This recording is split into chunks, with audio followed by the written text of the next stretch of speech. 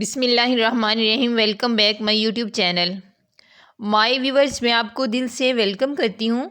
तो आज की वीडियो में मैं आपके साथ राउंड नेक के डिज़ाइन दिखा रही हूँ, जो आपके लिए बहुत दिलकश खूबसूरत गोल गलों के डिज़ाइन है, जिन्हें देख के आपका दिल खुश हो जाएगा।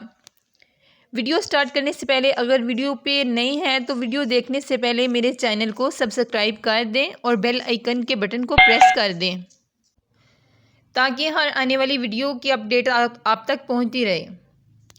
राउंड नेक में जितने भी लेटेस्ट डिज़ाइन हैं और 21+ डिज़ाइन मैंने इसमें शेयर किए हैं, जिन्हें आप कट वर्क, लेसिस, डोरी डिज़ाइन और मोती बटन्स जिग-जैग डोरी के साथ बआसानी बना सकते हैं।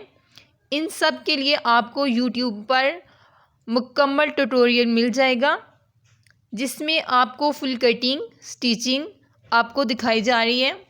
और मैं रिक्वेस्ट करूंगी कि आप प्लीज़ मेरे चैनल का विज़िट कीजिए और मुझे सपोर्ट कीजिए, क्योंकि नए यूट्यूबर को आपकी सपोर्ट की ज़रूरत होती है। अगर आपकी सपोर्ट की ज़रूरत होगी ना, तो तब ही हम आगे निकल सकते हैं। तो जी हाँ, हम आते हैं अपने डिज़ाइनों की तरफ।